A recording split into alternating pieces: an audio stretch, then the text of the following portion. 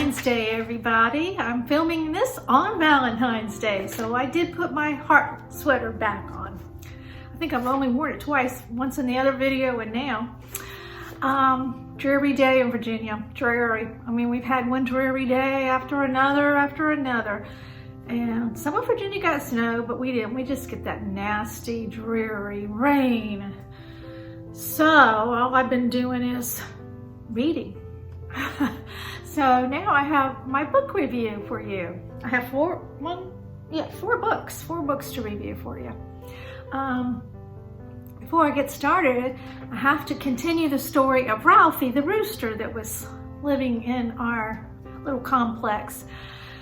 Ralphie has been relocated to a happy place. He's good. And the reason we were able to catch him is the dogs next door kind of chased him and he ran into their garage. And my husband and the man that lives over there cornered him, and Jim grabbed him by his feet and we put him in a box. And then we took him to his new location. A lot of land, a lot of places to run. So he's doing good, but you know what? I miss the little fella. He was really cute. I'm gonna put a picture in here that I took right before he was captive. But he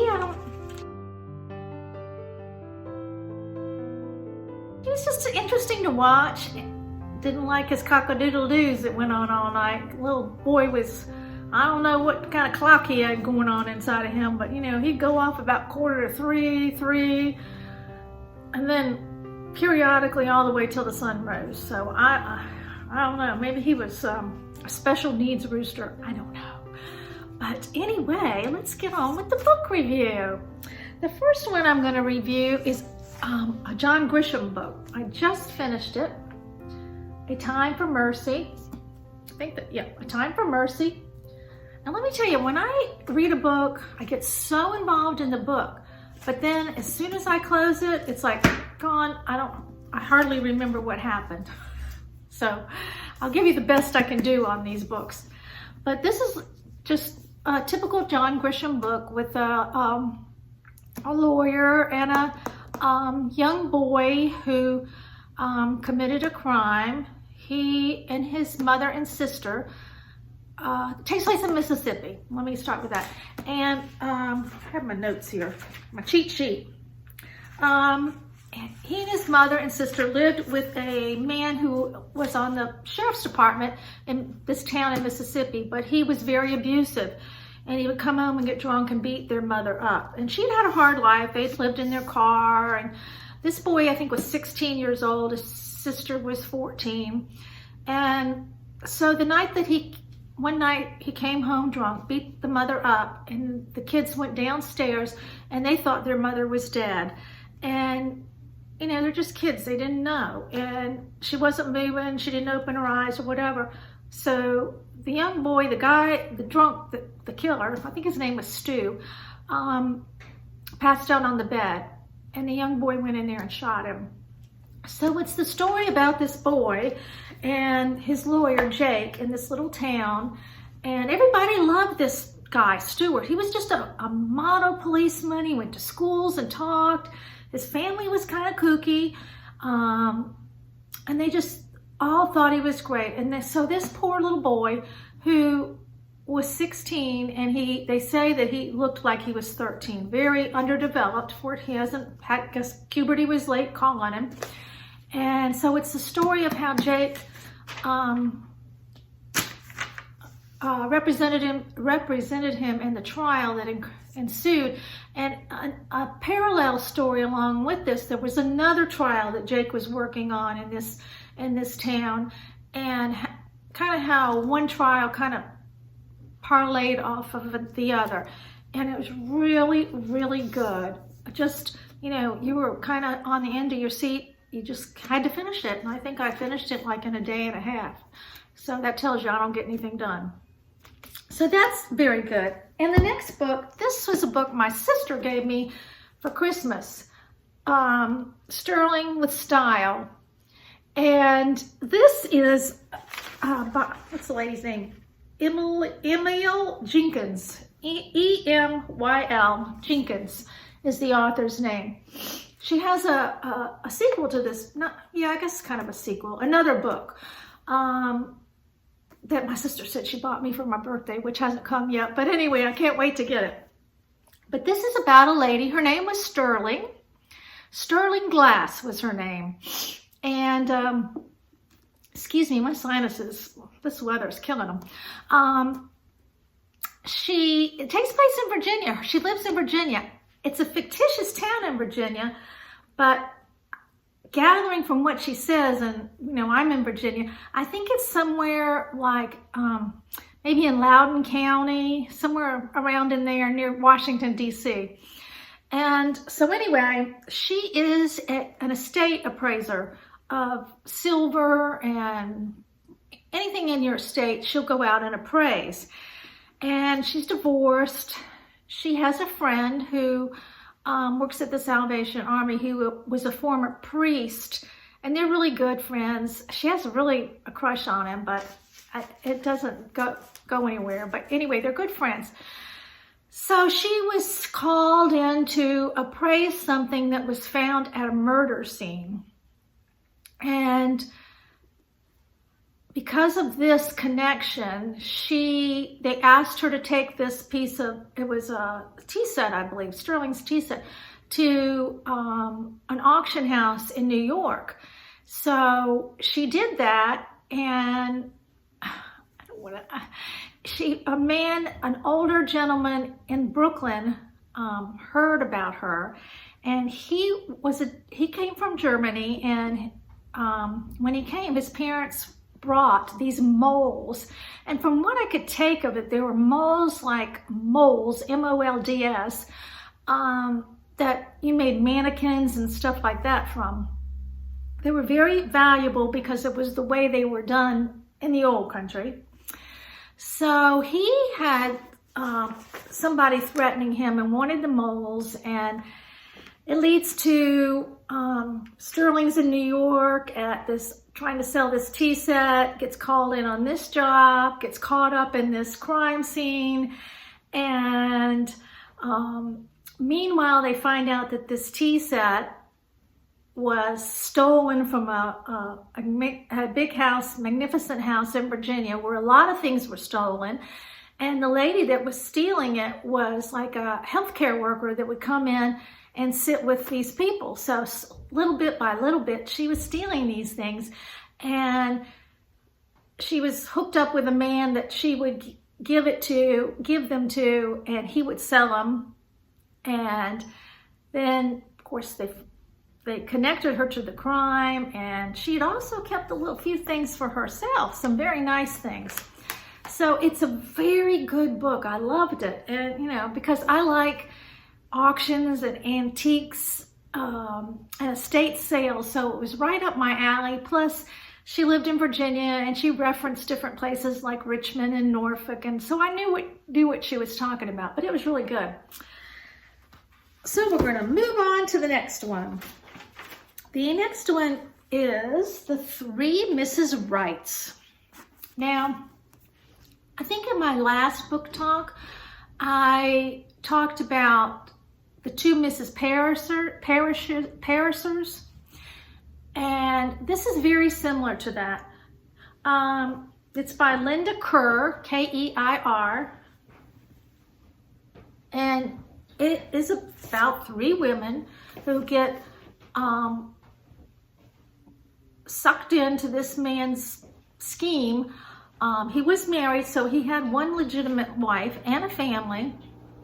He was a doctor, I believe. I hope I'm remembering that right, at a hospital. But he traveled a lot because he was working on some cancer cure and therapies and all, so he traveled. So when he traveled, he picked up some lady friends wherever he traveled. Well, he picked up two. One lived in Los Angeles and one lived in Arizona. And he relocated both those ladies to his town, which was Chicago. And he was living a triple life. And so the story revolves around how these women found out about the other women and then talked to the wife, and how they got the old boy back.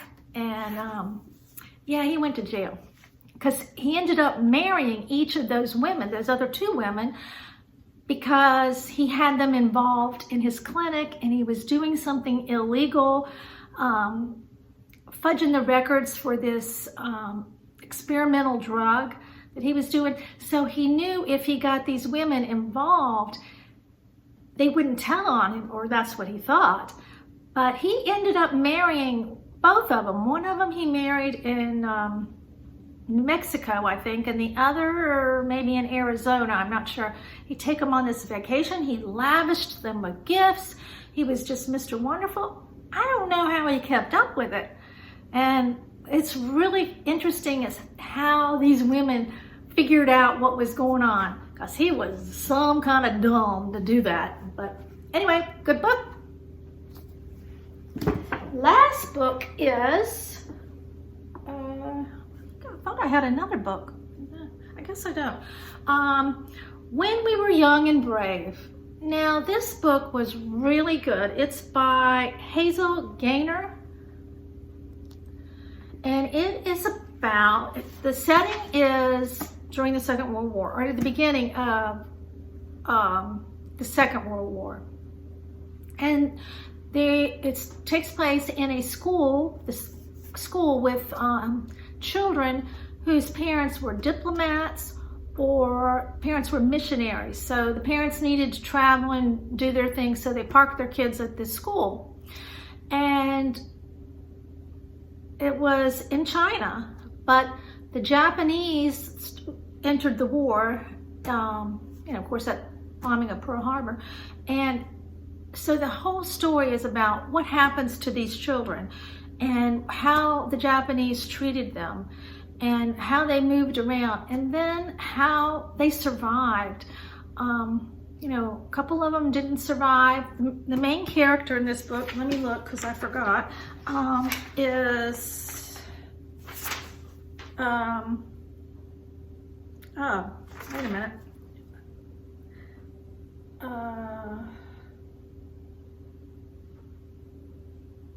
Shoot, I didn't write. I don't remember.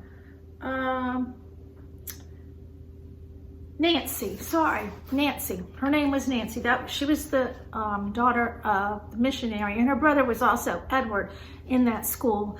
So it talks about, the school was named Chefoo, Chefoo School in China. And one thing that helped Nancy get through this is, I thought this was really interesting. In the school they had what I guess we call Girl Scouts and Brownies.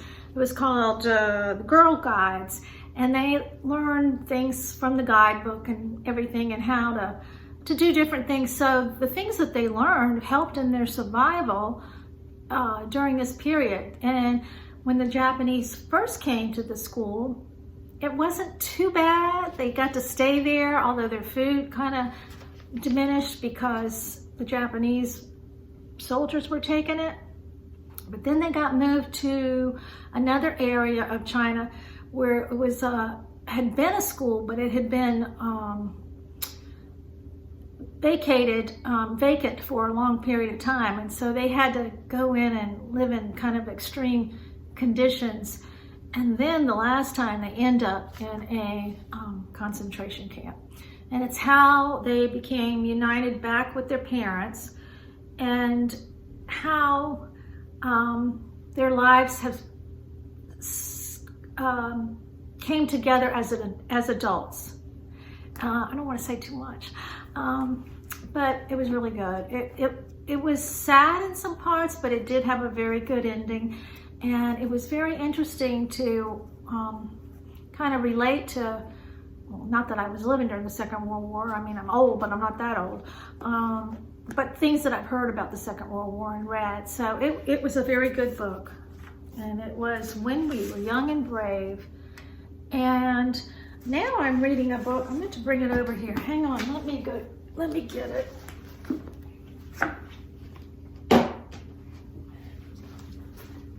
Now I'm reading a book by Lisa Wenge. She was the author of a book I reviewed last time. I think it was, the name of it was Sisters Left Behind or something like that. I can't remember, but this is the book of lost friends. And it is really good. I just started it and I think I've read, I don't know, about 180 pages. So I'll be reviewing this one next time and some others. And I'm sorry it took me so long to review, and I only remember little bits of it because when I close a book, like I say, I move on to the next one. But all of them were very good, and I'm going to pass them on to my neighbor and to Brenda and my mom. So these books, that's why I like having a hard copy of a book, because you can pass it on to friends and then you get to talk about it and see if they like it. And I just enjoy doing that. And I pass it around from the circle, from Brenda to my neighbor to my mom to my husband's mother. And then I have a big bag that I send to my cousin that lives in North Carolina. So, the books get really read and loved. But I have some exciting news to tell you. My son has written a book. It's called I forgot now what it's called. Surviving the Lion, sorry. Surviving the Lion. It will be published in September, and he got a 3-book deal. He has to write 2 sequels to this book. And I'm so proud of him. I just puff up when I think about it, because I did not know he was doing this. He has always been a good writer, always, always. And he went to Hampton-Sydney College in Virginia, and their rhetoric program is something else as far as writing. And I just never knew he wanted to write a book, but him and my husband went to see David Baldacci when he was in Williamsburg, and got him to sign a book. And his name is Matt Scott. And he asked Baldacci if 40 was too old to write your first book. And Matt said he stopped in the middle of signing his book and looked up. He said, "Oh no, we need young writers." So that kind of spurred Matt to go ahead and do it. And I'll let you know, and I'll show it to you when it comes out. But it is September, and it is a thriller, kind of CIA kind of. I haven't read it. Best I understand, it's some kind of thriller. The setting is in Iran in 1953 when the king of Iran was deposed, and it goes on from there. But if you've ever read like a Joel Rosenberg book or something like that, I think it's kind of along those lines. But I'll keep you posted, because I am so proud of him. He worked hard, and he's working his full-time job as well as writing, so he's really squeezed a lot in. So I just had to tell you, I'm so proud of him. So that is all I have right now, I think. Yep, it is. Nothing's going on. Haven't bought anything, I don't think. I guess I got to take the Valentine stuff down next week or so and put up some spring, and maybe spring will sprung around here. Daffodils are coming up, so hopefully. I wished for snow, but no snow. All around us, and it misses our little area because we're surrounded by Chesapeake Bay, and it keeps the air a little bit warmer. So I guess I better just root for spring.